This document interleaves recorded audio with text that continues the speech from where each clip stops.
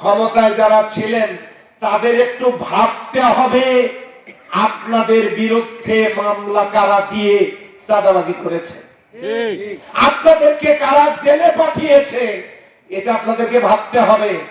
তারা যদি আপনাদেরকে নতুন নতুন কোন প্রস্তাব দেয়, বুঝতে হবে এটা প্রস্তাব না, এটা প্রস্তাবের নামে একটা ধোঁকা। আপনারা যদি ধোঁকা খান, আমাদের করার কিছু নাই।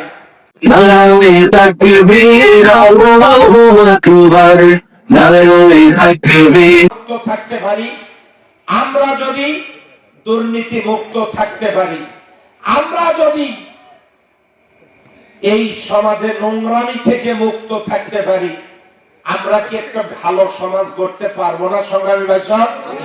পারবো না? পারবো না? অতএব এতদিন পর্যন্ত যিনি যে দল করেছেন, এক দলের পতন হয়েছে, আর এক দল তাদের নামে মামলা দিয়ে চাঁদাবাজি করতেছে।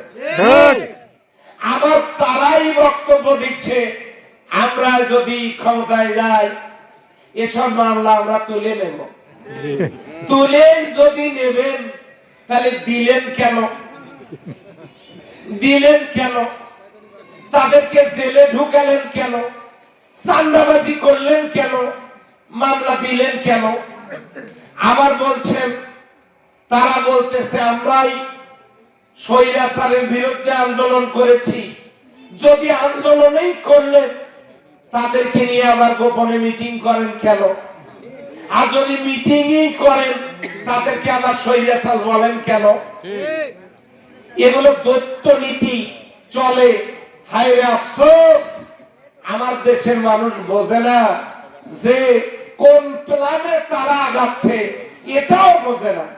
অথচ জামাত ইসলামী কারো বিরুদ্ধে একটা মিথ্যা মামলা দেয় নাই।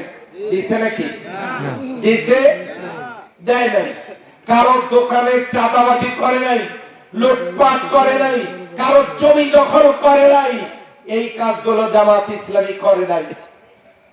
যারা বিগত দিনে ক্ষমতায় ছিলেন, এই তো কিছুদিন আগে, বছর দেড়েক আগে ক্ষমতায় যারা ছিলেন, তাদের একটু ভাবতে হবে আপনাদের বিরুদ্ধে মামলা কারা দিয়ে চাঁদাবাজি করেছে, আপনাদেরকে কারা জেলে পাঠিয়েছে, এটা আপনাদেরকে ভাবতে হবে। তারা যদি আপনাদেরকে নতুন নতুন কোন প্রস্তাব দেয়, বুঝতে হবে এটা প্রস্তাব না, এটা প্রস্তাবের নামে একটা ধোঁকা। আপনারা যদি ধোঁকা খান, আমাদের করার কিছু নাই, আমাদের করার কিছু নাই। আপনাদেরকে বুঝতে হবে কথাগুলো, যে কারা আপনাদেরকে ধোঁকা দিয়ে বোকা বানাতে চায়। আর আমরা কেন এই সমাজ ভালো করতে পারবো? আমাদের বুকের মধ্যে কেন সৎ সাহস আছে? এটা আল্লাহ দিয়েছেন। কোথা থেকে?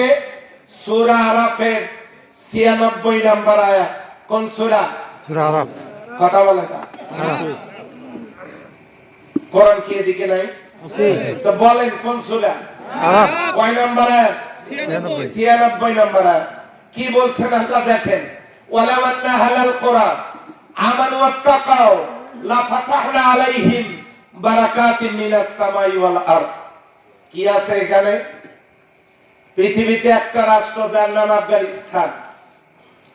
এই আফগানিস্তানের রাশিয়া 20 বছর, আমেরিকা 20 বছর এটা দখল করেছিল, মানুষ হত্যা করেছে, এরপরে লুটপাট করেছে, দেশটাকে তামা তামা করে দিয়ে তারা আর টিকতে পারে নাই, সবকিছু নিয়ে চলে গেছে। আফগান মুসলিমরা যখন এই রাষ্ট্রের মালিক হলো, তারা যখন ওই রাষ্ট্রে ইসলামী রাষ্ট্র কায়েম করলো, মাত্র 2 মাস পরই মাটির নিচ থেকে খনিজ সম্পদ, পান্নার খনি আল্লাহ মুসলমানদের হাতে দিয়ে দিলেন। কিসের খনি? পান্না। পান্না। পান্না কি? হীরার চাইতেও দামি। বিশ্বাস না হয় এই মোবাইল ফোনে ইউটিউবে গিয়ে আজকেই সার্চ দিয়ে দেখবেন আফগানিস্তানে পান্নার খনি। নিজের চোখে নিজে আপনার ফোনে দেখতে পারবেন। আফগান মুজাহিদেরা ইসলামী রাষ্ট্র আল্লাহর কোরআনের আইন জমিনে চালু করার সাথে সাথে মাটির নিচ থেকে। রাশিয়ার যন্ত্রে ধরা পড়ে নাই, আমেরিকার যন্ত্রে ধরা পড়ে নাই।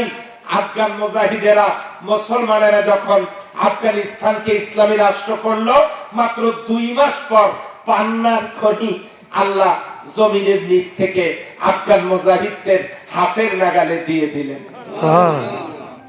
এই কথা এখানে কেন? এই কথা এখানে বলার কারণ আছে, যে আয়াতটা আমি তেলাওয়াত করেছি সেই জন্যই বলেছি। কি কারণে? আমার দেশে খনির অভাব নাই। কয়েকদিন আগে আমি যে ইউনিয়নে জন্মগ্রহণ করেছি, আমরা এই 3 জনই 12 নম্বর ইউনিয়নের মানুষ। এই সাবেক আমির, ওলামা বিভাগের সভাপতি এবং আমি 13 জনের জন্মস্থান 12 নম্বরে। এই 12 নম্বর ইউনিয়নে এবং 10 নম্বর ইউনিয়নের একটা অংশে 10 বর্গ কিলোমিটার জুড়ে সেখানে আছে বিশাল বড় লোহার খনি।